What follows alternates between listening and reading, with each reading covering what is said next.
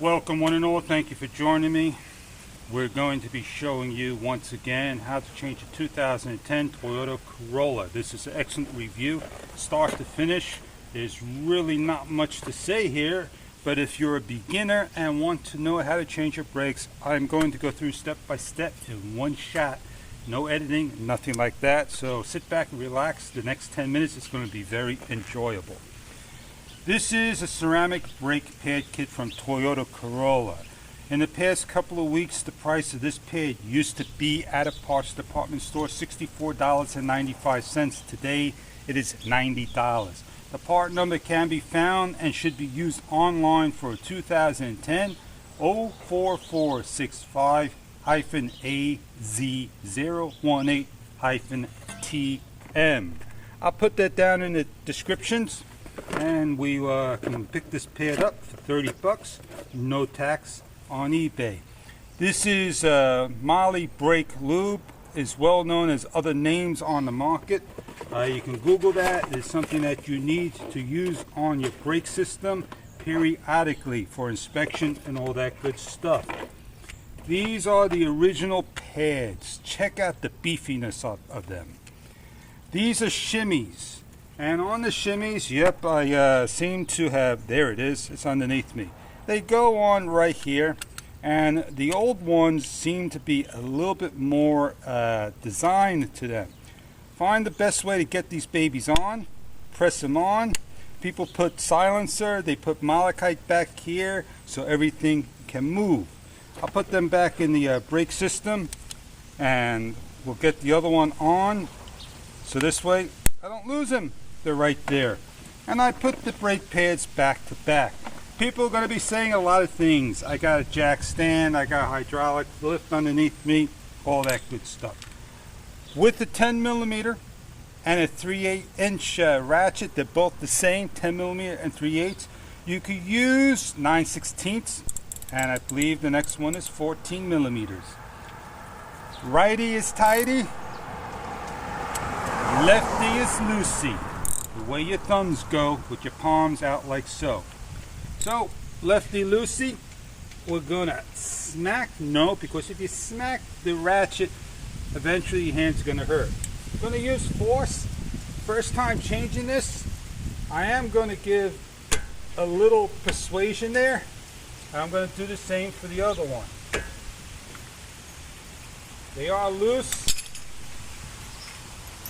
And as I loosen the bolts, I am going to check the size difference. This came off the top, and the other one's almost off, and they should be identical size, so you don't have to worry about mixing and matching. Place them to the side. Before we get started, I do like to spray my caliper, get it clean. Always use the alcohol brake line cleaner, does a great job. This comes off, place on top. It will not slide if you do it correctly. And what we are going to need to be doing is compressing the piston and the cylinder. So I do want to clean it. And I don't want to just put a C-clamp on it. And I don't just want to use the channel locks on it. I want to put something behind it. And the best thing you have to put behind it is going to be your brake pad. So as the brake pad fell off, you can see they give you two shimmies versus the one that was given, and the difference in the size. You can see the difference right there. Really can't use those. Now, I put the brake pad, you can see the life of the brake pad that's left. The thickness that's left. I still got some time on it, and I do want to do one thing. I want to match up my brake pad, and there is a safety clip, so when you hit that mileage, this will start to make a noise. I want to pull that off. I want to put that on the correct size. That's it, I'm done. Wrong side, right? So let's get that off and put it on the correct side again. That's the side it's supposed to be on. Put that to the side, get the old pad out, I put this on there like so. I grab my channel locks. I am going to apply pressure.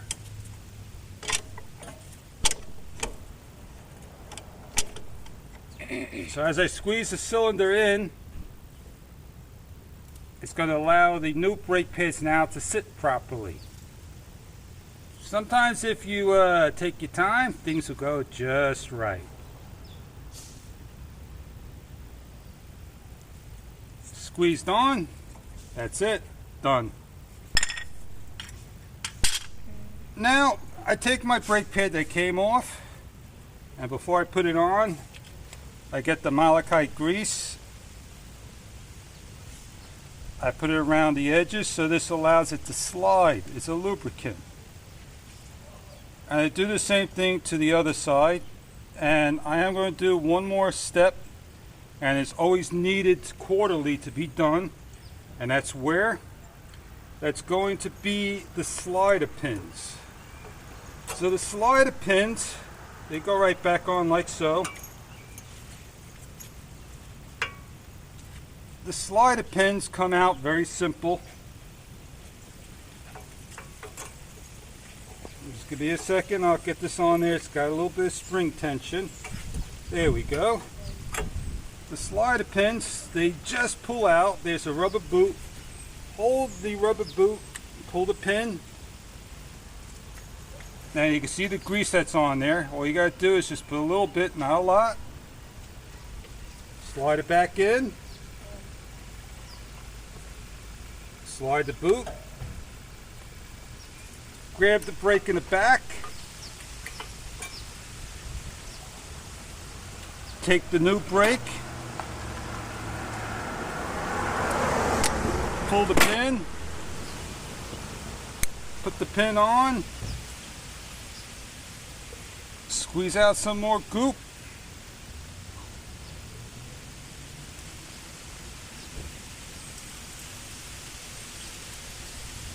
And then we're going to try to get this on by sleeve bail.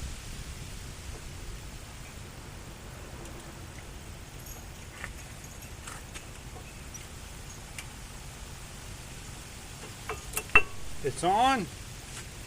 Grab the last slider pin and may be suction cupped on there. You hear it pop there. And that's it. You're going to pack everything up, put everything together in reverse order. Put the boot over the slider pin.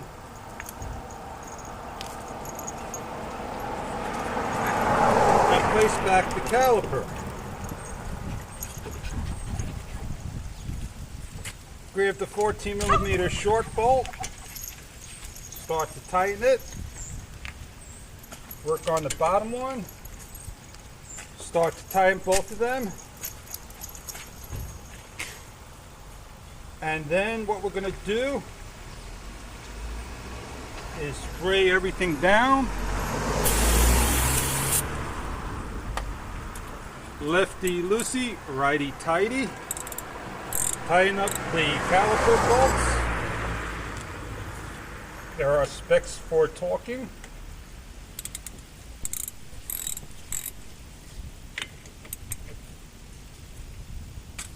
Respray everything down.